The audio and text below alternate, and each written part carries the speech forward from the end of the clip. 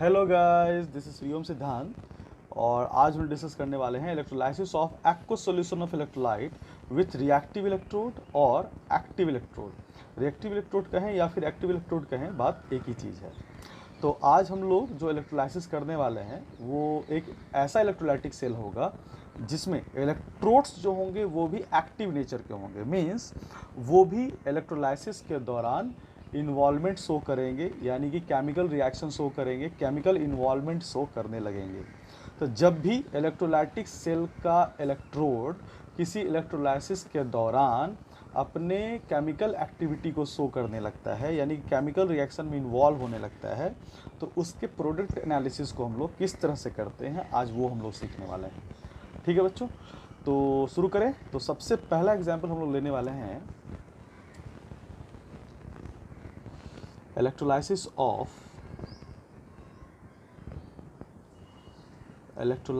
of aqueous copper sulfate with copper electrode। ठीक है बच्चों, अब यहाँ पे साफ तौर पे लिखा गया है कि हम लोग जिस इलेक्ट्रोड का इस्तेमाल अपने इलेक्ट्रोलाइटिक सेल में कर रहे हैं वह एक कॉपर इलेक्ट्रोड है। ठीक है, कॉपर का इलेक्ट्रोड है। तो यहाँ पे कॉपर का इन्वॉल्वमेंट शो करने का मतलब है कि आप इसको एक्टिव फॉर्म में आप इसको ले सकते हैं। This is active electrode, this is active electrode. ठीक है बच्चों, तो शुरू करें। तो सबसे पहले इसको देखना है क्या है कि इसमें अपने को कौन कौन से आयंस हैं, कौन कौन से जो इस केमिकल स्पीसीज़ हैं वो जो ऑक्सीडेशन में जा सकते हैं, कौन कौन से केमिकल स्पीसीज़ हैं जो रिडक्शन में जा सकते हैं। तो सबसे पहले ये देखना है हमारे पास कौन कौन से केमिकल स्पीसीज़ हैं, जैसा कि हम लोग प्रीवियस 2 केसेस में करते थे। ये हमारा थर्ड केस है। पहला केस तो मोल्टन स्टेट का था, दूसरा केस हम लोग इलेक्ट्रोलाइसिस किए थे एक्वस सॉल्यूशन का लेकिन इनर्ट इलेक्ट्रोड में, और ये तीसरा केस है जिसमें हम लोग इलेक्ट्रोलाइसिस कर रहे हैं एक्वस सॉल्यूशन का लेकिन रिएक्टिव इलेक्ट्रोड में, एक्टिव इलेक्ट्रोड में कर रहे हैं। तो अपने पास कौन कौन से केमिकल स्पीसीज है देखें। चलो पहला कॉपर सल्फेट है, तो कॉपर सल्फेट लिखें। बट कॉपर सल्फेट का ये एक्वस फॉर्म है, तो ये किस फॉर्म में अपने को मिलेगा? कॉपर सल्फेट का Cu+2 और SO4-2, यानी कि ये दोनों केमिकल स्पीसीज अपने को सॉल्यूशन में मिल जाएंगे। दूसरा, अपने पास कॉपर का इलेक्ट्रोड है, यानी कि कॉपर एज कैथोड भी आपके पास है और कॉपर एज एनोड भी आपके पास है, यानी कि आपके पास कॉपर का सॉलिड फॉर्म है। ठीक है, ये वाली चीज़ है, यानी कि सॉलिड इलेक्ट्रोड है आपके पास। जो भी इलेक्ट्रोड होगा सॉलिड फॉर्म में होगा, तो कैथोड पे भी कॉपर का सॉलिड इलेक्ट्रोड है और एनोड के रूप में भी कॉपर का सॉलिड इलेक्ट्रोड है। ठीक है, और तीसरी बात आपके पास क्या है? एक्वस फॉर्म है, मीन्स आपके पास वाटर है। ठीक है, वाटर है। तो अब आपके पास 3 चीज़ें हैं। तो अब सोचना है कौन सा केमिकल स्पीसीज कहाँ जाना चाहेगा, ये वाली बात हम लोग को पहले सोचनी है। तो Copper+2 this is cation and it wants to go at cathode. तो ये कहाँ जाना चाहेगा? कैथोड के पास जाना चाहेगा। ठीक है, सल्फेट एक एनायन है, तो ये कहाँ जाना चाहेगा? ये एनोड के पास जाना चाहेगा। Anode is represented by plus in electrochemical cell, sorry electrolytic cell, और नेगेटिव जो है वो कैथोड को रिप्रेजेंट करता है इन इलेक्ट्रोलाइटिक सेल। ठीक है, जबकि गैलोनिक सेल में एनोड नेगेटिव होता है और कैथोड पॉजिटिव होता है। अब कॉपर सॉलिड है, तो कॉपर के पास टेंडेंसी क्या है? ये एक मेटल है, तो मेटल कभी भी रिड्यूस नहीं कर सकता। जैसे मेटल को अगर हम लोग, अगर किसी भी मेटल को हम लोग लें तो मेटल को अगर ऑक्सीडाइज करते हैं तो ये +N चार्ज बना देगा, और अगर इसको हम लोग रिड्यूस करते हैं तो मेटल के ऊपर नेगेटिव चार्ज आ जाएगा। तो मेटल का रिडक्शन हम लोग इस फॉर्म में नहीं करते, यानी कि मेटल कभी भी एनायन बनाता नहीं है। तो यानी कि ये वाला प्रोसेस होने वाला नहीं है, यानी कि जब भी कोई भी मेटल आप लोगे तो उसका ये प्रोसेस ही हो सकता है, यानी कि इलेक्ट्रोड्स के रूप में ये बातें संभव हो सकती हैं। और ये बातें का मतलब होता है ऑक्सीडेशन, और ऑक्सीडेशन कहाँ पे होता है? एनोड पे होता है।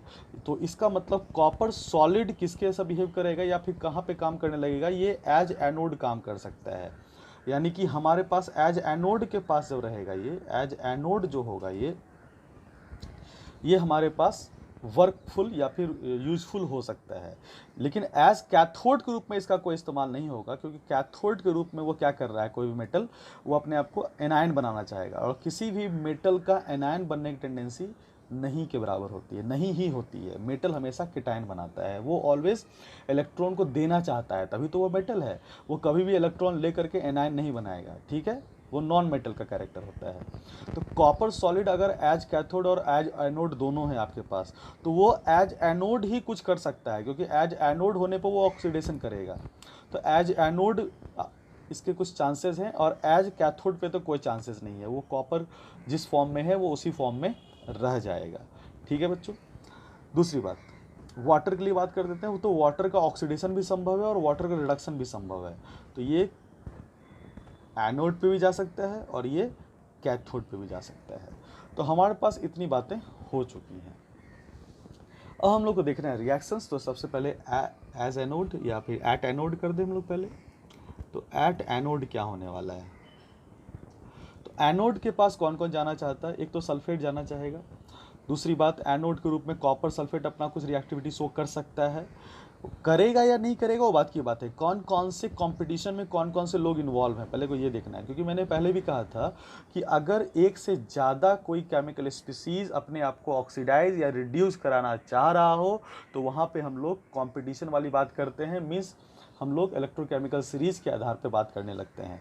तो यहाँ पे आपके पास क्या है? सल्फेट है। सल्फेट बोलता है कि भाई हम एनायन हैं, एनोड पे जा सकते हैं। कॉपर सॉलिड बोलता है भैया हम अपने आप को ऑक्सीडाइज करा सकते हैं। और वाटर बोलता है भाई हम अपने आप को भी ऑक्सीडाइज करा सकते हैं, वाटर एज ए लिक्विड। अब ये तीन चीज़ें हैं। तो मैंने सल्फेट के बारे में तुम लोगों को याद करो केस 2 में सिखाया था कि जब भी सल्फेट का फॉर्म आए तो सल्फेट का ऑक्सीडेशन संभव नहीं होता है। लेकिन हाँ ये याद रखिएगा, जब कॉन्सेंट्रेटेड H2SO4 हम लोगों ने लिया था तो सल्फेट को हम लोगों ने मार्शल्स एसिड यानी पर ऑक्सी डाइसल्फेट आयन में कन्वर्ट कराया था। तो वो एक एक्सेप्शनल बिहेवियर था, लेकिन वो कब पॉसिबल था? जब वेरी वेरी कॉन्सेंट्रेटेड H2SO4 आपने लिया था। वहाँ पे सल्फेट में सल्फर ने ऑक्सीडेशन शो नहीं किया था, ऑक्साइड ने -2 से -1 यानी कि ऑक्साइड का परऑक्साइड में कन्वर्जन हुआ था। तो केस 2 में हम लोगों ने वेरी कॉन्क H2SO4 का जब हम लोग इलेक्ट्रोलाइसिस कराए थे तो वहाँ पे देखे थे सल्फेट ही इन्वॉल्व हो गया था ऑक्सीडेशन में। लेकिन इन जनरल सल्फेट का इन्वॉल्वमेंट ऑक्सीडेशन में नहीं होता है। तो पहली बात, सल्फेट अपना काम नहीं करेगा, यहाँ पे सल्फेट अपना ऑक्सीडेशन शो नहीं कर पाएगा। दूसरी बात, अब रही बात कॉपर की और रही बात वाटर की। तो अपने को कंपेयर करना है कॉपर और वाटर में कौन अपनी ज़्यादा रिएक्टिविटी शो करेगा ऑक्सीडेशन के लिए। तो सबसे पहले हम लोग इसके बारे में बात करेंगे, इलेक्ट्रोकेमिकल सीरीज के आधार पर बात करेंगे। तो सबसे पहले देखें तो इलेक्ट्रोकेमिकल सीरीज के आधार पर ई नॉट ऑफ, हम लोग को पता है रिडक्शन पोटेंशियल Cu+2 से Cu के जो चांसेस होते हैं वो क्या होते हैं? कम होते हैं with respect to E not of O2 से H2O। तुम लोग को मैंने बताया था कि जब भी एनोड के रूप में वाटर को लिया जाएगा तो O2 से H2O वाला फॉर्म आपको याद रखना है, ठीक है। और अगर कैथोड के रूप में लिया जाएगा तो H2O से H2 वाला फॉर्म याद रखना है, H2O से H2 वाला फॉर्म याद रखना है। This is for the cathode, क्योंकि कैथोड पे क्या होता है? H2O से H2 का कन्वर्जन होता है, ठीक है। अब यहाँ पे क्या हो रहा है? अपने को एनोड कंपेयर करना है, तो एनोड पे कंपेयर करने के लिए O2 से H2O का फॉर्म लिया, और अपने को पता है क्या कि E0 Cu+2 से Cu का जो वैल्यू होता है वो +0.34 वोल्ट होता है। इलेक्ट्रोकेमिकल सीरीज में मैंने बताया था इसको। और E0 O2 से वाटर का जो पोटेंशियल होता है दिस इज +1.23 वोल्ट होता है। ये भी मैंने इलेक्ट्रोकेमिकल सीरीज जब पढ़ाया था तो मैंने बताया था। अब ये बात तो पता चल गई है कि O2 से वाटर में कन्वर्जन का चांस ज़्यादा है, लेकिन यहाँ पे क्या हो रहा है? एनोड है। तो एनोड पे क्या होता है? ऑक्सीडेशन। और ये वाला जो सीन है वो रिडक्शन का सीन है, तो अपने को इसको रिवर्स करना पड़ेगा। तो कर दें तो E0 Cu से Cu+2, इसकी वैल्यू कितनी हो जाएगी? माइनस हो जाएगा, -0.34 वोल्ट। और ये हो जाएगा E0 H2O से O2, तो इसकी वैल्यू हो जाएगा -1.23 वोल्ट। अगर इस दोनों कंपेयर करें तो आपको पता चलेगा -0.34 volt is a higher value. Means ये ऑक्सीडेशन यानी कॉपर के +2 में जाने के चांसेस हैं वो वाटर के O2 में जाने के चांसेस से ज़्यादा हैं। यानी कि इस कंपटीशन का जो विनर है वो अपना कॉपर है, ठीक है। तो यहाँ पर हम लोग कर सकते हैं क्या? तो जो रिएक्शन होगा वो क्या होगा? कॉपर का ऑक्सीडेशन होगा, यानी कॉपर सॉलिड का कन्वर्जन हो जाएगा copper +2 aqueous +2 electron. This is oxidation half reaction. तो यहाँ पे क्या देखा कि जब कॉपर एज एनोड आपके पास था, कॉपर एज एनोड जब आपके पास था, तो वाटर ने अपनी केमिकल रिएक्टिविटी शो नहीं की, उसके जगह पे कॉपर ने अपनी केमिकल रिएक्टिविटी शो की। याद करो जब मैंने केस 2 में मैंने पढ़ाया था electrolysis of aqueous copper sulphate inert electrode की प्रेजेंस में, तो वहाँ पे H2O ने अपना रिएक्शन शो किया था, यानी कि वहाँ पे कॉपर एज ए सॉलिड वहाँ पे था ही नहीं, क्योंकि वहाँ पे इनर्ट इलेक्ट्रोड था। तो जब इनर्ट इलेक्ट्रोड था तो वहाँ पे कॉपर नहीं था, और कॉपर नहीं था तो इस दोनों के कॉम्पिटिशन में H2O was the alone winner, है ना। तो H2O वहाँ पे विनर था। लेकिन जैसे ही कॉपर यहाँ पे क्या हो गया, एक एक्टिव इलेक्ट्रोड के रूप में प्रेजेंस हो गया उसका, तो यहाँ पे क्या हो गया, कॉपर ने अपनी रिएक्टिविटी करनी शो कर दी।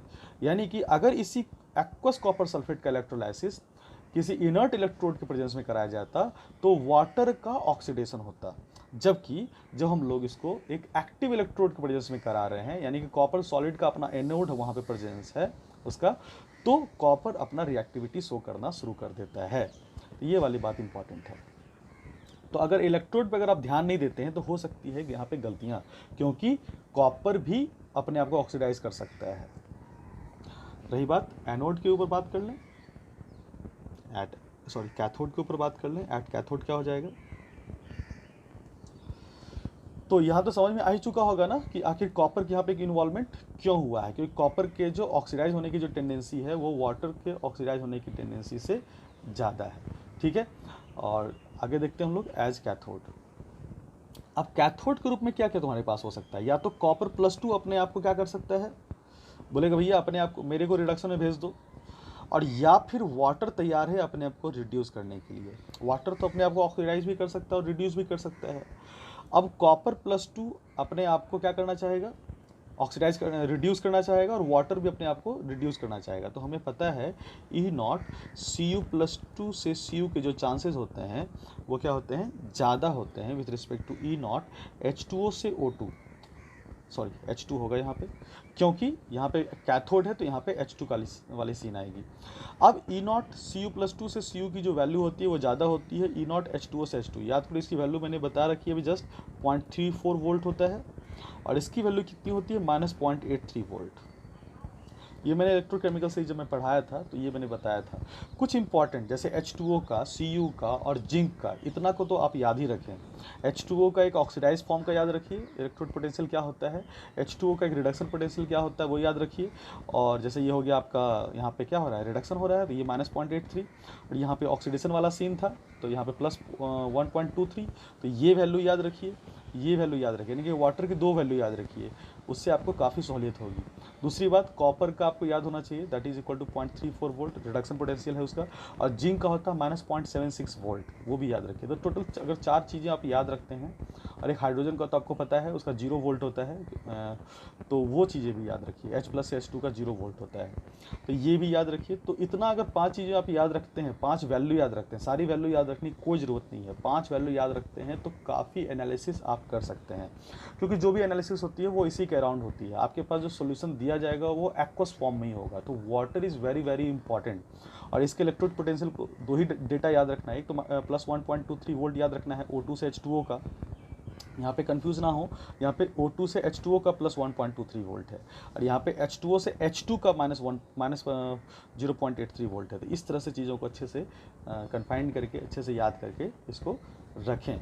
ठीक है, तो यहाँ पे ये पता चल चुका है कि कॉपर ही क्या करेगा, अपने आप को यहाँ पे रिड्यूस करने वाला है। तो रिएक्शन हो जाएगा Cu+2 से Cu+2 एक्वस, 2 इलेक्ट्रॉन का गेन, कन्वर्ट कर जाएगा Cu सॉलिड।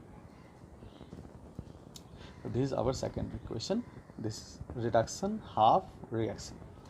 ठीक है बच्चों, तो यहाँ पे हम लोगों ने देखा पहली बात कि जब भी आप इलेक्ट्रोड के रूप में कोई मेटल लेते हैं तो उनके एनोड के रूप में जब वो इनका प्रेजेंस होता है तभी कुछ रिएक्टिविटी हो सकती है, लेकिन जब वो कैथोड के रूप में आते हैं तो उनका जो मेटल जो होता है, जो कैथोड पे के जो इलेक्ट्रोड्स होते हैं, वो जो मेटल्स होते हैं, उनके इन्वॉल्वमेंट के चांस नहीं है, क्योंकि मेटल हम हमेशा अपने आप को ऑक्सीडाइज कराना चाहेगा, लेकिन कैथोड पे हमेशा रिडक्शन होता है, इसलिए यहाँ पे कोई मेटल इन्वॉल्वमेंट नहीं हो पाएगा। यानी कि कैथोड कोई भी हो यहाँ पे चलेगा, कैथोड से कोई फ़र्क नहीं पड़ता है। यानी कि कॉपर एज ए कैथोड से कोई फ़र्क नहीं पड़ता है। तो एडवाइस यहाँ पे लिख सकते हैं हम लोग, क्या यहाँ पे एडवाइस करके आप लिख लें कि कॉपर एज ए कैथोड से कोई फ़र्क नहीं पड़ता है।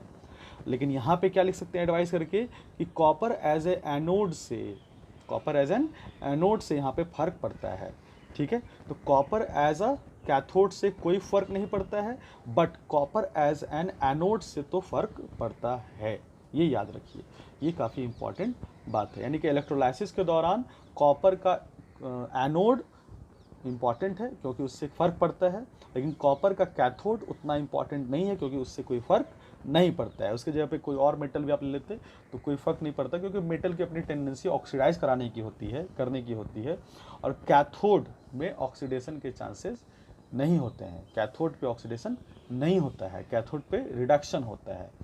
ठीक है बच्चों, तो यहाँ पे क्या लिखे होंगे आप, कॉपर का एज कैथोड कोई रोल नहीं हुआ, जबकि कैथोड कॉपर का एज एनोड यहाँ पे इन्वॉल्वमेंट हो चुका है। अब यहाँ पे बात उठ रही है कि यहाँ पे देखो कैथोड के रूप में भी Cu+2 से Cu कन्वर्जन हो रहा है, और एनोड के रूप में भी उल्टा रिएक्शन है इसका, Cu सॉलिड से Cu+2 हो रहा है।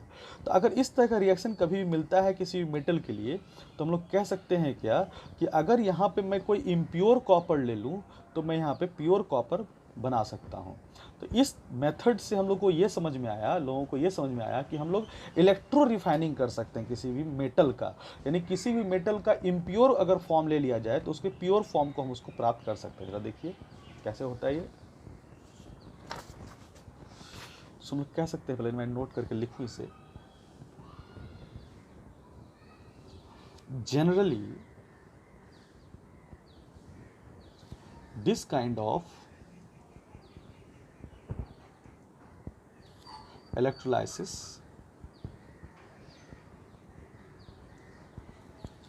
is used for refining, electro refining भी बोल सकते हैं, refining impure copper to pure copper।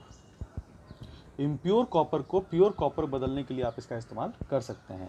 जहाँ पे इम्प्योर कॉपर को आपको कहाँ लेना पड़ेगा, एट एनोड लेना होगा, यानी कि आप इसको पॉजिटिव टर्मिनल से ऐड कीजिएगा, और प्योर कॉपर को आप एट कैथोड रखिएगा, यानी कि आप इसको निगेटिव टर्मिनल से आप इसको जोड़िएगा। बैटरी के पॉजिटिव टर्मिनल से आप इम्प्योर कॉपर को जोड़ दीजिए, और बैटरी के निगेटिव टर्मिनल से आप प्योर कॉपर को जोड़ दीजिए, और कॉपर सल्फेट के सॉल्यूशन उसको डिप कर दीजिए।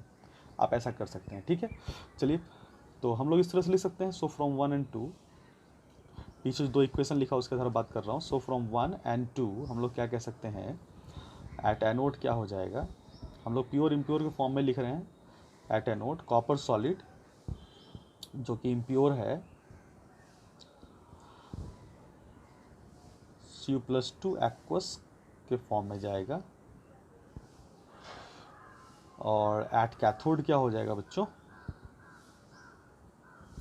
Cu+2 एक्वस जो होगा 2 इलेक्ट्रॉन का गेन करेगा, और Cu सॉलिड का फॉर्मेशन यहाँ पे कर देगा। This is pure form, this is pure copper. तो this is our OHR oxidation half reaction, and this is RHR reduction half reaction. और इसको अगर आप लोग कैंसिल आउट करें तो यहाँ पे क्या हो जाएगा, कॉपर सॉलिड इम्प्योर से कॉपर सॉलिड प्योर का फॉर्मेशन यहाँ पे हो जाएगा। ठीक है बच्चों, तो ये अपना नेट रिएक्शन हुआ। तो यहाँ पे हम लोग को क्या पता चल रहा है, from the above method we can find pure copper from impure copper. इसको अगर हम लोग इलेक्ट्रोलाइटिक सेल में डिजाइन करें तो कैसा हो जाएगा, ऐसे देख सकते हैं। तो मैं क्या करता हूँ, एक इलेक्ट्रोलाइटिक सेल बनाता हूँ, इसमें जो पॉजिटिव टर्मिनल होगा उसमें मैं किसको जोड़ दूंगा, एक इम्प्योर कॉपर को जोड़ दूँ, और इसमें जो नेगेटिव टर्मिनल होगा उसके साथ प्योर कॉपर को जोड़ दो। और यहाँ पे क्या डाल दिया है बीच में, कॉपर सल्फेट, मैंने यहाँ पे एक्वस कॉपर सल्फेट यहाँ पे मिला दिया है। इलेक्ट्रोलाइट के रूप में एक्वस कॉपर सल्फेट है। This is impure copper and this is pure copper. ठीक है, तो इम्प्योर कॉपर हमेशा एनोड के फॉर्म में होगा, यानी कि ये हमेशा पॉजिटिव टर्मिनल के जैसा बिहेव करेगा, और प्योर कॉपर कैथोड कैसा फॉर्म करेगा, ये हमेशा निगेटिव टर्मिनल के जैसा बिहेव करेगा। This is positive terminal and this is negative terminal. ठीक है, अब यहाँ पे क्या होगा, इलेक्ट्रोलाइसिस। तो इलेक्ट्रोलाइसिस के दौरान, यानी शुरू में, ये बिफोर इलेक्ट्रोलाइसिस का सीन है। ये क्या है, ये बिफोर इलेक्ट्रोलाइसिस कुछ इस तरह का दिखेगा।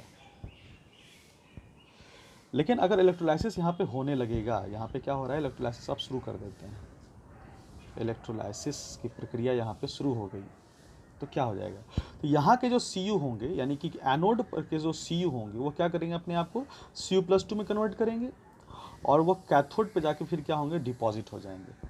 ठीक है, तो यहीं के कैटायंस फॉर्म करेंगे, और यही कैटायंस यहाँ पे जाकर डिपॉजिट कर जाएगा। तो यहाँ पे डिसअपियरेंस होगा कॉपर का, और यहाँ पे डिपोजिशन होगा कॉपर का। तो अगर डिसअपियरेंस और डिपोजिशन दोनों कॉपर का ही हो रहा है, तो इस सॉल्यूशन में रहने वाले कॉपर्स के कंसंट्रेशन पे कोई फर्क नहीं पड़ेगा, क्योंकि कॉपर सल्फेट का सॉल्यूशन में कॉपर आयंस तो है। तो कॉपर सल्फेट के सॉल्यूशन में पहले से भी कॉपर+2 और सल्फेट -2 था, लेकिन रिएक्शन के दौरान, इलेक्ट्रोलाइसिस के दौरान सल्फेट पे तो कोई फर्क ऐसे भी नहीं पड़ना था, क्योंकि वो रिएक्शन में इन्वॉल्व ही नहीं हुआ। बट कॉपर+2 पे क्या फ़र्क पड़ेगा, तो कॉपर+2 पे भी कोई फ़र्क नहीं पड़ने वाला, इसके कंसंट्रेशन पे भी कोई फ़र्क पड़ने वाला नहीं है, क्योंकि जितना कॉपर+2 का यहाँ से क्या होगा फॉर्मेशन होगा, वो सारा का सारा कॉपर+2 यहाँ चला जाएगा। ठीक है, यानी कि इसके कॉपर+2 में ना डिक्रीमेंट होगा, ना फिर इंक्रीमेंट होगा। तो आफ्टर इलेक्ट्रोलाइसिस क्या हो जाएगा, तो आफ्टर इलेक्ट्रोलाइसिस कुछ सीन कुछ इस तरह के होंगे। यहाँ पे थोड़ा डिसअपियरेंस हो चुका होगा, यानी कि जो आपका जो एनोड है थोड़ा डिसअपियर कर गया होगा, और यहाँ पे थोड़े जो इम्प्योर मटेरियल्स, यहाँ पे कुछ जो भी मड होता है, इसको एनोड मड कहते हैं, एनोड मड का फॉर्मेशन यहाँ पे हो गया होगा। एनोड मड यहाँ पे नीचे गिर चुके होंगे, और ये क्या होगा, यहाँ पे क्या होगा, यहाँ पे जो आपका कैथोड था वो थोड़ा सा बल्की हो चुका होगा, है ना, थोड़ा सा बल्की हो गया होगा, क्योंकि यहाँ पे डिपोजिशन हुआ है। तो कैथोड थोड़ा सा क्या हो गया है, कैथोड आपका थोड़ा सा बल्की हो चुका है, और एनोड क्या हो चुका है, थोड़ा सा थिन हो चुका है ना।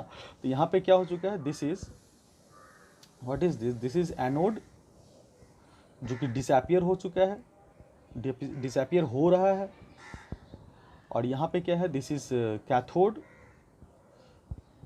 जो कि क्या हो रहा है, डिपॉजिट हुआ है, डिपॉजिटेड हो चुका है, यानी कि इसके ऊपर कैथोड के ऊपर फर्दर कॉपर का डिपॉजिशन हुआ है। यहाँ पे कॉपर सल्फेट तो जितने थे पहले उतने ही कॉपर सल्फेट रह जाएंगे, यानी कि अगर इसका कंसंट्रेशन मैं 2m मान लूँ मैंने लिया हुआ है, तो यहाँ पे जो कॉपर सल्फेट है, एक्वस कॉपर सल्फेट का जो सॉल्यूशन है, उसका भी कंसंट्रेशन 2m ही होगा, यानी कि इसमें कोई भी चेंजिंग ऑब्जर्व नहीं हो पाएगी, क्योंकि जितना कॉपर सल्फेट कॉपर यहाँ पे डिपॉजिट होगा, उतना कॉपर तो एनोड भी रिलीज कर चुका होगा। इससे कॉपर सल्फेट के सॉल्यूशन के कंसंट्रेशन पे कोई फर्क नहीं पड़ेगा।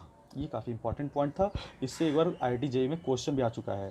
तो IIT में को क्वेश्चन आया था इसी तरह से, क्या कि इलेक्ट्रोलाइसिस के दौरान इस तरह का एक सीन बनाया गया था, बोला गया था कि मेटल एज कैथोड है और मेटल एट एनोड भी है, और रिएक्शन के दौरान मेटल जो है वो अपने आप को ऑक्सीडाइज कर रहा है। तो बताना क्या है कि आफ्टर 2 आवर्स या 1 आवर्स ऐसा कुछ रिएक्शन क्वेश्चन आपको दे दिया जाता है। तो बताया गया था कि इलेक्ट्रोलाइसिस 1 घंटे के इलेक्ट्रोलाइसिस के बाद कॉपर सल्फेट के सॉल्यूशन पे, या फिर कोई भी मेटल था वहाँ पे, तो मेटल के सॉल्यूशन के जो हैं वहाँ पे कंसंट्रेशन पे क्या फ़र्क पड़ेगा। तो जो JEE का जो क्वेश्चन था वो बेसिकली इस बात को समझाना चाह रहा था, या फिर आपको बताना चाह रहा था कि आप ये सोचिए कि आखिर जब इलेक्ट्रोलाइसिस होगा और आपका जो इलेक्ट्रोड रिएक्टिव होगा, तो आप इलेक्ट्रोलाइसिस के दौरान जो कॉपर+2 है, क्या वो इन्वॉल्व हो रहा है इलेक्ट्रोलाइट का, या फिर यही इन्वॉल्व हो रहा है। तो आपको अगर पता है कि यह एक मेटल रिएक्टिव मेटल है, तो इसके ही कैटायंस तो इन्वॉल्व हो रहे हैं यहाँ पे। तो आप यहाँ पे कह सकते थे क्या, इलेक्ट्रोलाइसिस के दौरान जो इलेक्ट्रोलाइट है उस पर कोई फ़र्क नहीं पड़ेगा, क्योंकि जितना मेटल आयंस डिपॉजिट होगा उतना ही मेटल्स आयन आपको फिर से प्राप्त यहाँ पे हो जाएगा, यानी कि deposited amount is equal to the disappeared amount from the anode. हाँ, एनोड पहले से थिनर हो जाएगा, कैथोड थोड़ा सा बल्की हो जाएगा, है ना, इस तरह की चीज़ें हो सकती हैं। ठीक है, तो इस और एक बार क्वेश्चन और आया था कि आपको जब इम्प्योर मेटल जो लिया जाता है तो इम्प्योर मेटल को आप कहाँ यूज़ करते हैं, वो एज कैथोड यूज़ करते हैं या फिर एज एनोड यूज़ करते हैं। तो हमेशा हम लोग इम्प्योर मेटल को एज एनोड ही इस्तेमाल करते हैं। हो सकता है पूछ दे वो किस टर्मिनल पे यूज होता है, पॉजिटिव टर्मिनल या नेगेटिव टर्मिनल, तो हमेशा वो पॉजिटिव टर्मिनल से जोड़ा जाता है बैटरी के, ठीक है, यानी कि वह एक एनोड के जैसा बिहेव करता है। तो वो सारी पॉइंट मैं लिखता हूँ नोट करके। ये सारे ऑब्जेक्टिव्स हैं या फिर मल्टीपल चॉइस क्वेश्चन में पूछा जा सकता है। तो पहली बात क्या है, इम्प्योर कॉपर और एनी मेटल, कोई भी मेटल आपको दे दे, किसी भी मेटल का कोई भी रिएक्टिव मेटल हो, लेकिन गोल्ड को छोड़कर। क्यों छोड़कर मैं आगे बात करूंगा, क्योंकि इसका जो रिडक्शन पोटेंशियल होता है काफ़ी ज़्यादा होता है, वाटर से ज़्यादा होता है, ठीक है, तो वो मैं बात आगे कराऊंगा, ठीक है। तो इम्प्योर कॉपर या फिर कोई भी मेटल, जैसे आप निकल ले लें, कुछ भी ले लें, जिंक ले लें, कुछ भी, तो इम्प्योर कॉपर और एनी मेटल एक्ट्स लाइक, तो किसी भी मेटल का इम्प्योर फॉर्म जो होगा वो एक्ट्स लाइक क्या होगा, acts like anode, while pure copper, copper हो या फिर कोई मेटल और any metal acts like cathode. Cathode पे तो ऐसे ही कोई सीन हो नहीं रहा है इलेक्ट्रोड के कारण, तो यहाँ पे तो कोई फर्क पड़ने वाला नहीं है मेटल आप कौन सा ले रहे हैं, ठीक है। तो इसका एक केस मरकरी वाला है जो मैं लास्ट में डिस्कस करूंगा, लेकिन तत्काल अभी जानिए तो मेटल एज कैथोड तो कोई सीन नहीं बनेगा, क्योंकि मेटल का कभी भी ऑक्सीडेशन तो नहीं होने वाला है, ठीक है, तो ये बात याद रखिए। तो इम्प्योर कॉपर हमेशा एनोड के जैसा बिहेव करेगा, और प्योर कॉपर हमेशा कहाँ से जोड़ कर रखोगे, इसको आप कैथोड पे जोड़ कर रखोगे। तो एक्सेप्ट गोल्ड में लिखना चाहता था यहाँ पे, एक्सेप्ट गोल्ड। तो गोल्ड को छोड़कर आप यहाँ पे क्या करेंगे, जो भी मेटल आपको इम्प्योर मेटल मिलेगा वो हमेशा किसके साथ बिहेव करेगा, एनोड के फॉर्म में बिहेव करेगा। अगर आप गोल्ड ले लेते हो तो वहाँ पे सीन बदल जाती है, वो बाद में बात करूँगा मैं। दूसरी बात, तुमसे जैसे पूछा कि कंसंट्रेशन पे क्या फ़र्क पड़ेगा, तो हम लिख सकते हैं क्या, there will no change, there will no change in the concentration of copper plus 2 and sulfate in the electrolyte, in the electrolyte। तो इलेक्ट्रोलाइट में जो कॉपर थे और जो सल्फेट थे उसमें कोई फर्क पड़ने वाला नहीं है, कॉपर कैन सल्फेट कैन में, क्योंकि जितना भी कॉपर का जो डिपोजिशन हो रहा है वो सारे के सारे आपको फिर से फुलफिलमेंट हो जा रहे हैं एनोड से, तो उससे कोई भी फर्क पड़ने वाला नहीं है। यही क्वेश्चन आपको, इसी भी बेस क्वेश्चन आपको एक बार आईआईटी में आ चुका है और ये भी बातें पूछी जा चुकी हैं। तो तीसरी बात क्या है, तीसरी बात, इस मेथड के दौरान देखिएगा आप काफ़ी ज़्यादा आप रिफाइंड मटेरियल बना सकते हैं, यानी कि जो प्योर होगा काफ़ी रिफाइंड बनता है, अबाउट 99% या फिर उससे ज़्यादा प्योर मटेरियल यहाँ पे आप इसको बना सकते हैं। तो वो भी इंपॉर्टेंट पॉइंट है कि एक अच्छा रिफाइनिंग मेथड है। तो हम लिख सकते हैं by this method, by this method यानी कि electro refining more than 99% pure material, pure यहाँ पे कॉपर है तो pure copper can be obtained, can be obtained, ठीक है बच्चों। और यहाँ पे जो एनोड मड बनता है, तो एनोड मड में बेसिकली क्या होता है, तो इम्प्योर कॉपर जो होता है उसमें basically gold, copper, gold, mercury, ये सब चीज़ें होती है। तो एनोड मड में वही सारी चीज़ें नीचे की ओर बैठ जाती हैं, तो जनरली गोल्ड क्या होंगे, नीचे की ओर सेटल कर जाते हैं। तो एनोड मड में यहाँ मैं लिख सकता हूँ क्या, गोल्ड, मरकरी, सॉरी सिल्वर, ये सारी चीज़ें जनरली एनोड मड में पाई जाती है। जनरली गोल्ड हम लोग देखते हैं, ठीक है। तो हम लोगों ने देखा इलेक्ट्रोलाइसिस हम लोग करते हैं, तो और जो हमारा जो इलेक्ट्रोड हो अगर रिएक्टिव हो तो किस तरह से बिहेव करता है, ठीक है। अब एक बात और, नोट 4 काफ़ी इंपॉर्टेंट पॉइंट है ये, क्या है कहना चाह रहा हूँ, जब भी कोई मेटल इलेक्ट्रोड आपको दिया हो, ध्यान सुनेंगे, जब भी आपको कोई मेटल इलेक्ट्रोड दिया हो और वो अपना रिएक्टिव नेचर शो कर रहा हो, यानी कि वो एक एक्टिव मोड में हो या अपने आप को केमिकल रिएक्शन में इन्वॉल्व कर रहा हो, तो ऑब्वियस अगर वो केमिकल रिएक्शन में अपने आप को इन्वॉल्व कर रहा है तो वह एज एनोड होगा। तो कोई भी मेटल अपने आप को ऑक्सीडाइज कराना चाहता है, तो कोई भी मेटल का इलेक्ट्रोड अगर एज एनोड है तो हमेशा उसका ऑक्सीडेशन होगा, वहाँ पे वाटर का कभी ऑक्सीडेशन नहीं हो सकता है। यानी कि वाटर अगर किसी भी इलेक्ट्रोलाइसिस के दौरान अगर किसी रिएक्टिव इलेक्ट्रोड के साथ है तो कंपटीशन में हमेशा हमेशा मेटल ही जीतेगा, बट गोल्ड को छोड़कर। तो याद रखेंगे इस बात को। If metal electrode if metal electrode is active then at anode, क्योंकि एनोड पे ही मेटल का ऑक्सीडेशन संभव है, कैथोड पे तो मेटल का कोई सीन चल नहीं रहा है, तो then at anode always oxidation of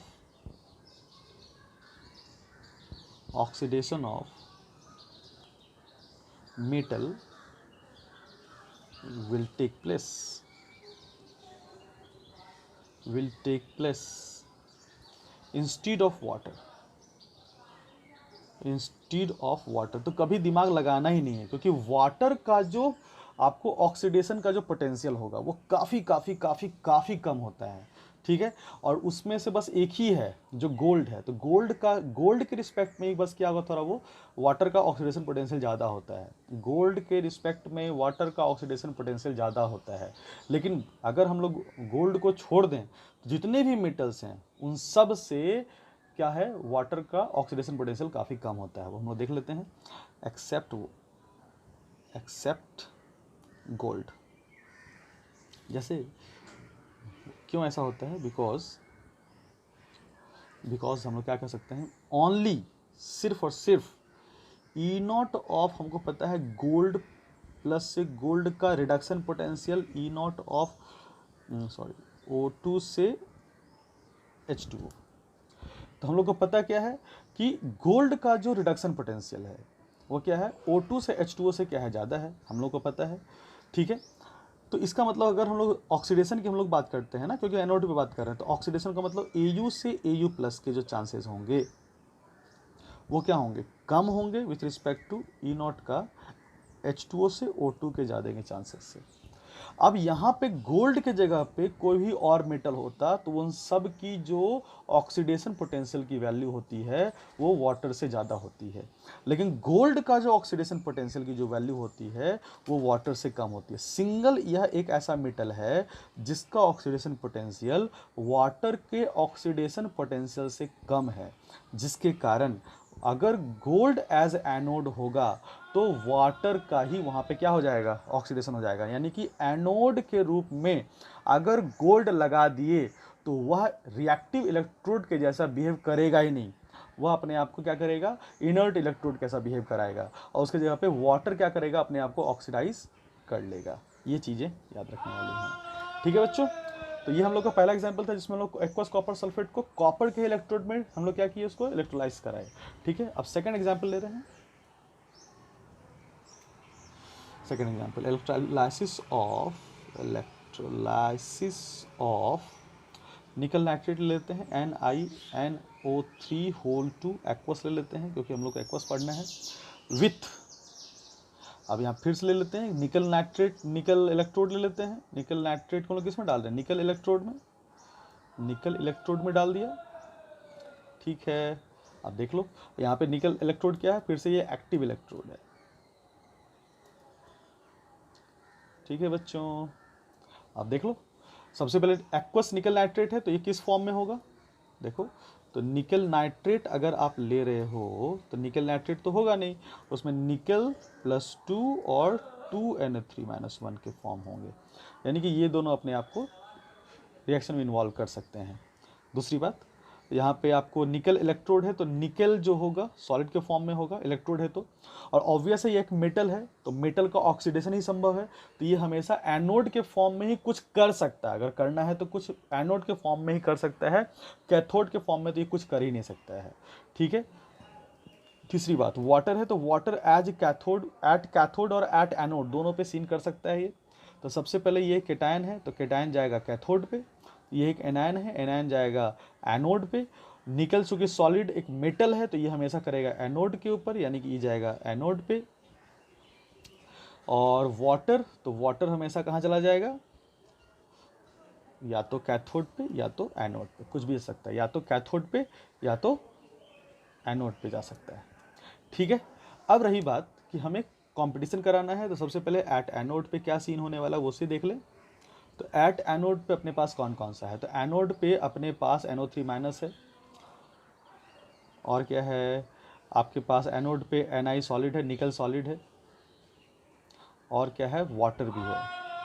ये तीन चीज़ें आपके पास वाटर लिक्विड के फॉर्म में है, तीन चीज़ें आपके पास हैं। तो नाइट्रेट का तो नहीं होने वाला, क्योंकि नाइट्रेट अपने +5 फॉर्म में है, यानी कि नाइट्रेट अपने मैक्सिमम ऑक्सीडेशन स्टेट में है। इसमें मैंने क्वेश्चन भी कराया था केस 2 में कि नाइट्रेट का ऑक्सीडेशन नहीं हो सकता है, क्योंकि नाइट्रेट में जो नाइट्रोजन का जो ऑक्सीडेशन नंबर है वो मैक्सिमम है, जिसको फर्दर हम और ऑक्सीडाइज नहीं करा सकते हैं। तो nitrate will not undergo oxidation. अब बची बात निकल की और वाटर की, तो कंपेयर कर लें इलेक्ट्रोकेमिकल सीरीज के आधार पे। ठीक है, तो हम पहले भी बता चुके हैं इलेक्ट्रोकेमिकल सीरीज के आधार पे क्या बोलना है। अभी मैंने 4th नोट लिखाया था, इस नोट में लिखाया था कि गोल्ड को छोड़कर अगर एनोड के रूप में कोई भी मेटल हो तो उसी का आप क्या कर दो, ऑक्सीडेशन करा दो। तो अब देख लो ये निकल है, तो यहाँ से हम डायरेक्ट ये काम कर सकते हैं। तो डायरेक्ट हम लोग कह सकते हैं कि निकल he is the winner, water winner नहीं है यहाँ पे। लेकिन हाँ, बोर्ड में अगर ये क्वेश्चन आएगा तो आपको बाकायदा क्या कहना पड़ेगा बोर्ड में। आपको जो कंपटीशन में तो आप डायरेक्ट कर सकते हैं, क्योंकि आपको बस पता करना है कि कौन सा इन्वॉल्वमेंट होगा, कौन सा इन्वॉल्वमेंट नहीं होगा। तो लेकिन बोर्ड में जब क्वेश्चन इस तरह का बनाएंगे तो अब यहाँ पे लिखेंगे कैसे लिखेंगे, E0 Ni+2 से Ni की जो वैल्यू होती है वो क्या होती है, कम होती है E0 H2O से O2 की। ये चीज़ें आपको वहाँ पे लिखनी पड़ जाएंगी। ठीक है, तब जा कर के आपका, तो यहाँ पे क्या हो रहा है, यहाँ पे क्या हो रहा है, अपने को ऑक्सीडेशन कराना ना है। तो यहाँ पे H2O के क्या हो रहा है, ऑक्सीडेशन में क्या हो जाता है, तो रिडक्शन में और ऑक्सीडेशन का रिएक्शन तुम लोग को मैंने अलग अलग बताया था। तो H2O से O2 का जो सीन होता है वो ऑक्सीडेशन के ऊपर चला जाता है, और H2O से H2 का सीन चला जाता है जब आप कैथोड पे जाते हैं। ठीक है, तो E0 Ni+2 से Ni का जो वैल्यू है, रिडक्शन पोटेंशियल की जो वैल्यू है, उसको आप O2 कर दें, ज़्यादा अच्छा रहेगा समझने में। O2 से H2O, तो ऑक्सीडेशन के आधार पे क्या कह सकते हैं हम लोग, E0 Ni से Ni+2 की जो वैल्यू होगी वो ज़्यादा हो जाएगी E0 ऑफ H2O से O2। ठीक है, तो हम लोग कह सकते हैं क्या कि जो ऑक्सीडेशन के जो चांसेस हैं वो निकल के निकल +2 में जाने के चांसेस H2O से O2 में जाने के चांसेस से ज़्यादा है। तो आपको बोर्ड में कुछ इस तरह का सीन आपको लिखना पड़ेगा। तो यहाँ लिखेंगे from electrochemical series this is less than this so that this is greater than this, और फिर फर्दर हम लोग रिएक्शन लिख सकते हैं। यहाँ पे क्या लिख सकते हैं, निकल्स सॉलिड कन्वर्ट्स इनटू निकल +2 एक्वस +2 इलेक्ट्रॉन, दैट्स ऑल। इस तरह से हम लोग काम कर सकते हैं। ठीक है बच्चों, अब बात रही एट कैथोड पे। एट कैथोड पे क्या सीन होने वाला है, तो कैथोड पे तो भाई इलेक्ट्रोड मेटल के रूप में है, तो मेटल जो अपना इलेक्ट्रोड के रूप में है उसका कोई फ़र्क पड़ने वाला नहीं है, क्योंकि मेटल में रिडक्शन नहीं होगा। तो रही कौन कौन से, एक तो वाटर बचा और एक क्या बचा आपके पास, Ni+2। तो आपके पास Ni+2 है और वाटर है। तो अब देखिए यहाँ पे दोनों में कंपटीशन होगा, तो मेरे पास पता है, कंपेयर करना पड़ेगा। तो E0 Ni+2 से Ni का जो वैल्यू है, Ni का जो वैल्यू है वो क्या है, ज़्यादा है। ठीक है, सॉरी ज़्यादा है E0 किसके रिस्पेक्ट में, H2O से H2 के रिस्पेक्ट में। ठीक है, तो जो रिडक्शन पोटेंशियल की जो वैल्यू है E0 Ni+2 से Ni का, वो ज़्यादा किससे है, H2O से H2। तुम लोग को बताया था मैंने इलेक्ट्रोकेमिकल सीरीज में, यहाँ पे H2O से O2 है, यहाँ पे H2O से H2 है, पहले ही मैंने बता रखा है। ऑक्सीडेशन का जब सीन हो तो H2O से O2 वाला सीन लेना है, और रिडक्शन का जब सीन हो यानी कि जब कैथोड पर का सीन हो तो H2O से O2 वाला सीन लेना है। ये थोड़ा सा ध्यान रखने वाली बात है। तो H2O से H2 का जो रिडक्शन पोटेंशियल का जो वैल्यू है वो Ni+2 से Ni के वैल्यू से कम है, इसलिए Ni+2 के रिडक्शन के चांसेस ज़्यादा हैं। तो कैथोड पे कौन सा रिएक्शन हो जाएगा बच्चों, तो कैथोड पे हो जाना है Ni+2 aqueous +2 electron gives Ni solid, that's all. तो ये रहा अपना OHR, इसको पहला मान लें, ये रहा अपना दूसरा, दिस इज RHR। ठीक है बच्चों, तो यहाँ भी वही काम कह सकते हैं कि एनोड के ऊपर आप इम्प्योर निकल ले सकते हैं, जबकि कैथोड पे आप प्योर निकल ले सकते हैं।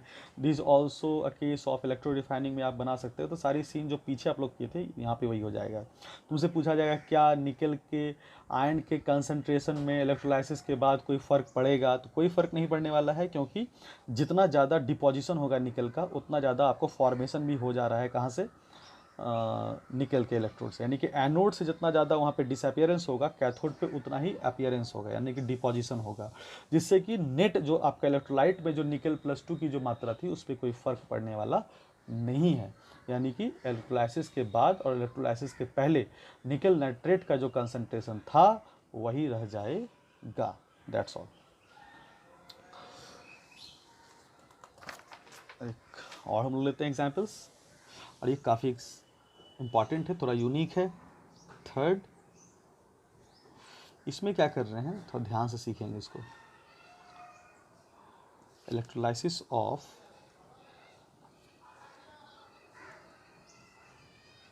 aqueous NaCl with mercury at cathode। अब यहाँ पे स्पेशली तुमसे क्या कहा जा रहा है कि मरकरी एट कैथोड लेना है। मरकरी को आप लोग क्या करना है कि आप कैथोड के जैसा यहाँ पे इस्तेमाल करना है, कैथोड पे आप मरकरी लें, ठीक है। नहीं, कैथोड आप मरकरी का बनाए, एनोड पे कोई फर्क पड़ने वाला नहीं है, एनोड से आपको कुछ लेना देना नहीं है। और ऐसे ही हम लोग देखेंगे कि एनोड पे कोई मेटल लेते कोई फर्क नहीं पड़ता हम लोग देखो, ठीक है। क्यों, देखते हैं। अब यहाँ पे एक खास केस दे दिया है कि मरकरी को कैथोड के रूप में लेना है, तो ऑब्वियस है कुछ ना कुछ तो यहाँ पे सीन होने वाला है, तभी तो मरकरी एट कैथोड वाली बात होगी। चलिए एज कन्वेंशनल जैसे हम लोग सोचते हैं वैसे शुरू करते हैं।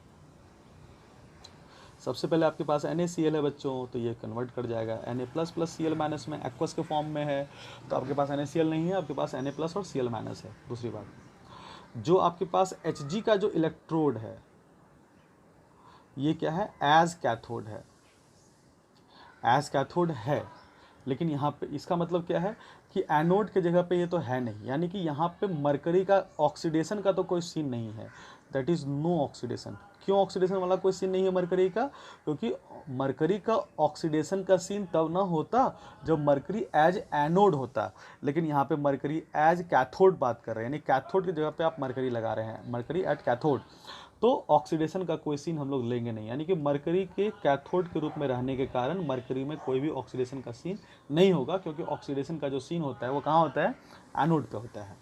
तीसरी बात, और क्या आपके पास है, वाटर एक्वस फॉर्म है। अब आपके पास क्या है, सोडियम केटायन है, कैथोड पे जाना चाहेगा, क्लोराइड एनायन है, एनोड पे जाना चाहेगा, और वाटर कहाँ जाना चाहेगा, कैथोड पे भी जा सकता है, सॉरी एनोड पे भी जा सकता है और कैथोड पे भी जा सकता है, ठीक है।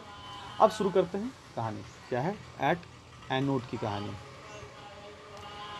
तो एनोड पे आपके पास कौन कौन जाने वाला है, एक तो वाटर जाने वाला है, एक Cl- जाने वाला है, एक तो Cl- है आपके पास, और एक वाटर आपके पास है।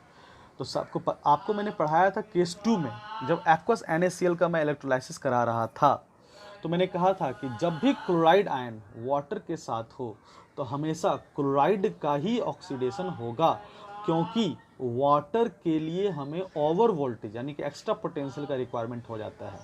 बताया था तुम लोगों को क्या केस 2 में कि जब भी Cl- वाटर के साथ हो तो Cl- इज द विनर। लेकिन हाँ, एक्वस NaCl के केस में मैंने बताया था वो सारी चीज़, उसको जाकर देख लीजिएगा। लेकिन अगर very very very very diluted अगर एक्वस NaCl होता तो वहाँ पे वाटर इज द विनर। लेकिन इन जनरल जब भी Cl- वाटर के साथ आपको मिले तो आप Cl- का ही ऑक्सीडेशन कराएंगे, क्योंकि Cl- के प्रेजेंस में वाटर अपना जो पोटेंशियल है, अपना जो उसका जो ऑक्सीडाइजेशन का जो पोटेंशियल है उसकी वैल्यू को काफ़ी घटा देता है, उसकी वैल्यू अबाउट 0.5 वोल्ट से घट जाती है, जिसके कारण वो क्लोराइड से कम अपना पोटेंशियल शो करने लगता है, ऑक्सीडेशन के टेंडेंसी को शो करने लगता है, इसलिए Cl- के ऑक्सीडेशन की टेंडेंसी ज़्यादा हो जाती है। इसको आप केस 2 में जाके पढ़ सकते हैं, केस 2 मैंने इसको डिस्कस किया था, अगर आप पढ़ चुके हैं तो आपको बात पता होगी, ठीक है। तो Cl- is the alone winner, water is not winner. तो Cl- यहाँ पे क्या होगा, अपने आप को क्या करेगा, ऑक्सीडाइज करेगा, तो 2 Cl- एक्वस के फॉर्म में है, वो चला जाएगा Cl2 गैस बना लेगा और 2 इलेक्ट्रॉन को रिलीज कर देगा। ये रहा पहला इक्वेशन, दिस इज OHR, ठीक है। तो H2O का यहाँ पे ध्यान देने वाली बात क्या थी, H2O का ऑक्सीडेशन पोटेंशियल Cl- से ज़्यादा होता है, फिर भी Cl- का ही ऑक्सीडेशन हो गया, क्योंकि वाटर Cl- के प्रेजेंस में अपना ऑक्सीडेशन पोटेंशियल घटा देता है 0.5 वोल्ट से, और उससे घट करके वो Cl- से भी कम हो जाता है, इसलिए H2O का ऑक्सीडेशन यहाँ पे संभव नहीं है, जिसकी डिटेल चर्चा मैंने केस 2 में कर रखी है। अब बात करते हैं एट कैथोड की। अब यहाँ पे क्या होने वाला है, ये वाला चीज़ कुछ खास है, ठीक है। अब आपके पास कैथोड पे क्या है, एक तो Na+ है और एक H2O है। तो हमें अगर इन जनरल हम बात करें तो आपको पता होगा कि E0 ऑफ Na+ से Na की जो वैल्यू है वो कम है, यानी कि रिडक्शन पोटेंशियल कम है। फ्रॉम इलेक्ट्रोकेमिकल सीरीज में बात कर रहा हूँ। E0 H2O से H2 लेना होगा, क्योंकि यहाँ पे कैथोड है तो आपको रिडक्शन की बात करनी है, तो H2O से H2 के रिस्पेक्ट में।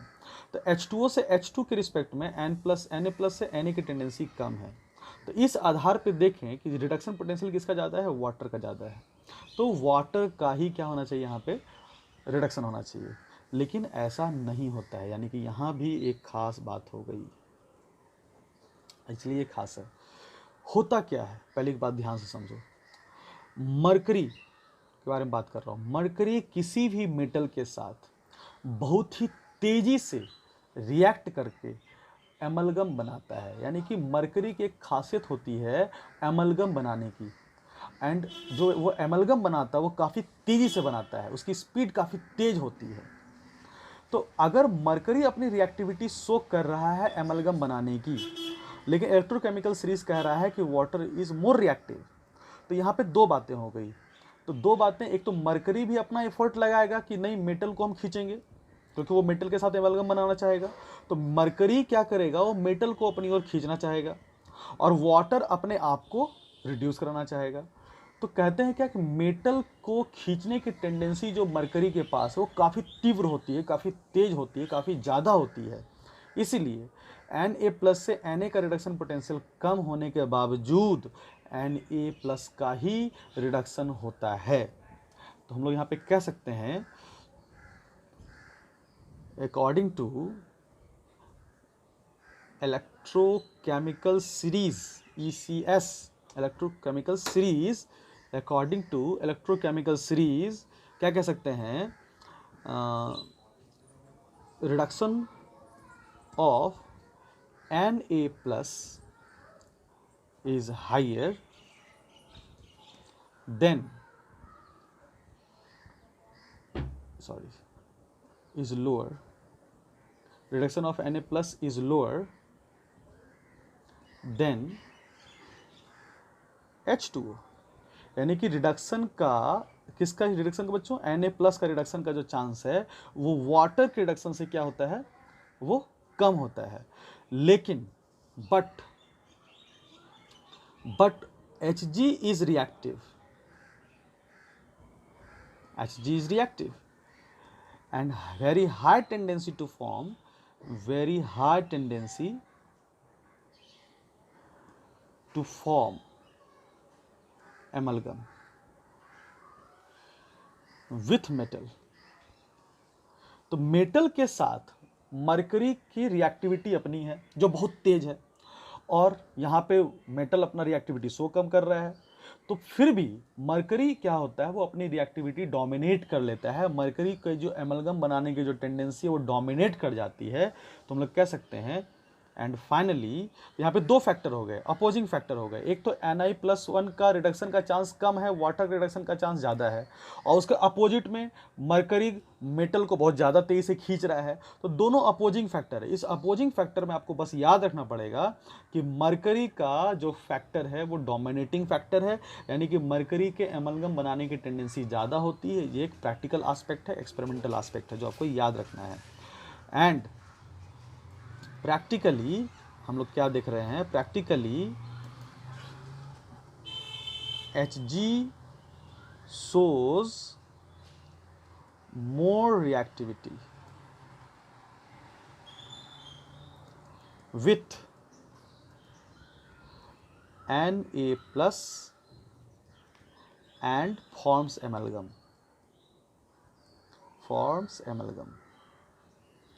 ये बातें याद रखने वाली बात है, इसको आप याद रखेंगे तभी समझ में आएगा, क्योंकि अगर आप इसको याद नहीं रखेंगे, एट ए टाइम सोचना पड़ेगा, तो ये आपको गलती यहाँ पे हो सकती है। तो होगा क्या, अब जैसे ही Na+ होगा, इस Na+ को तुरंत अट्रैक्ट कौन कर लेगा, मरकरी अट्रैक्ट कर लेगा, कैथोड पे अट्रैक्ट हो जाएगा, क्योंकि ऐसे भी ये कैथोड पे तो अट्रैक्ट होता ही है। तो ऑन कैथोड ये तुरंत अट्रैक्ट हो जाएगा, बहुत तेज अट्रैक्ट हो जाएगा, और तुरंत अट्रैक्ट होकर वो क्या करेगा, Na सॉलिड के फॉर्म में कन्वर्ट कर जाएगा, क्योंकि कैथोड के ऊपर फर्दर क्या है, कैथोड के ऊपर तो इलेक्ट्रॉन का जमा बड़ा है, तो कैथोड के ऊपर जो इलेक्ट्रॉन्स हैं वो फटाक से क्या होंगे, सोडियम उसको क्या करेगा, अट्रैक्ट करेगा, और सोडियम सॉलिड के फॉर्म में वहाँ पे चला जाएगा। और जैसे ही सोडियम सॉलिड होगा, वो बहुत तेजी के साथ मरकरी के जो इलेक्ट्रोड हैं उसके साथ रिएक्ट करेगा, और मरकरी NaHg एमलगम का फॉर्मेशन कर देगा। This is just like a alloy, एक एलॉय का फॉर्मेशन कर देगा।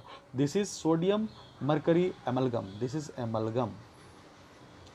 तो कहते हैं this is very fast process, और ये बहुत फास्ट है, यानी कि मरकरी के एमलगम बनाने की टेंडेंसी बहुत ज़्यादा थी, जिसके कारण मरकरी के एमलगम बनाने की टेंडेंसी बहुत ज़्यादा थी, जिसके कारण मरकरी का जो कैथोड था वो Na+ को बहुत तेज़ी से अपनी ओर खींच लिया, बहुत तेज़ी से। अब इतनी तेज़ी से वो खींच लिया कि वाटर का जो अपना इंडिविजुअल टेंडेंसी था ऑक्सीडाइज होने का, उससे भी ज़्यादा टेंडेंसी हो गई Na+ की। जैसे सब ऐसे चीज़ समझो, जैसे दो चीज़ें हैं, दो फैक्टर है, एक कमज़ोर फैक्टर है, एक स्ट्रांग फैक्टर है। एक कमज़ोर आदमी है, एक मजबूत आदमी है, और कमज़ोर आदमी को कोई मजबूत आदमी क्या कर रहा है, दूसरा मजबूत आदमी इसको तेज़ी से खींच लेगा, तो ऑब्वियस है कि दूसरे आदमी से वो तेज़ी से ऊपर आ जाएगा। ऐसे सोच सकते हो, यानी कि सोडियम प्लस के ऊपर एक फर्दर रिएक्टिविटी इन्वॉल्व हो जा रही है, यानी कि मरकरी का भी उसके ऊपर इफेक्ट आ जा रहा है, जिसके कारण नेट इफेक्ट सोडियम आयन का जो रिड्यूस करने टेंडेंसी है वो वाटर से ज़्यादा हो जाता है। इस बात को याद रखेंगे।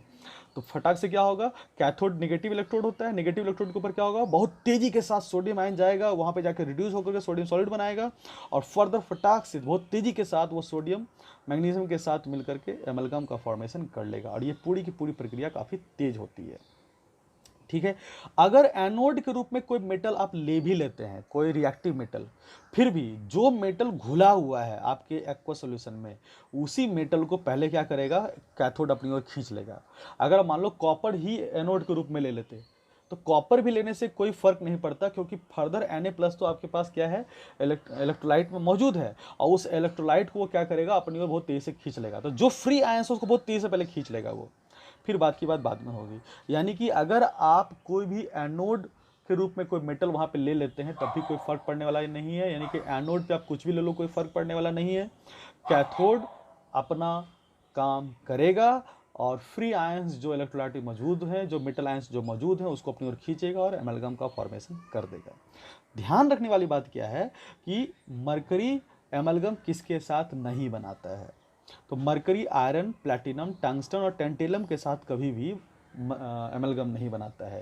मैंने क्या कहा कि जो भी जो प्रक्रिया होने वाली है उसमें आयरन, प्लैटिनम, टंगस्टन और टेंटेलम, ये जो चार ऐसे एलिमेंट हैं, चार ऐसे मेटल आयन हैं, अगर ये मेटल आयन रहेंगे तो इस मेटल आयन के साथ मरकरी अपना एमलगम नहीं बनाता है, तो इनके साथ एमलगम बनने वाला नहीं है, तो यानी कि एक्सेप्ट कह सकते हैं।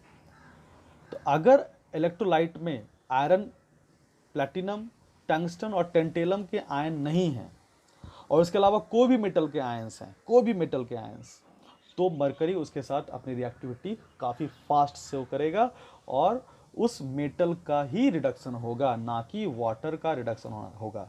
तो क्या सीखा यहाँ पे, जो सीखने वाली बात थी, वाटर का रिडक्शन पोटेंशियल मेटल आयन से ज़्यादा था, फिर भी मेटल का ही रिडक्शन हुआ, क्योंकि उसमें जो मरकरी था वो अपनी जो डोमिनेंसी थी उसको उसने शो किया, और उस मेटल को खुद में अट्रैक्ट करा के उसको एमलगम के रूप में फॉर्म कराया। ठीक है बच्चों, आई थिंक ये बातें समझ में आ चुकी होगी।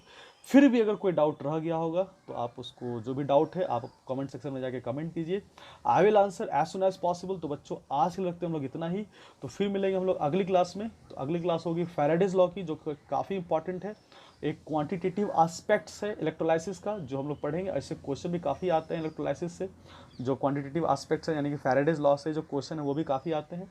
तो अगली क्लास में हम लोग मिलेंगे फैराडेज लॉ के साथ। तो आज के लिए हम लोग रखते हैं इतना ही, ठीक है।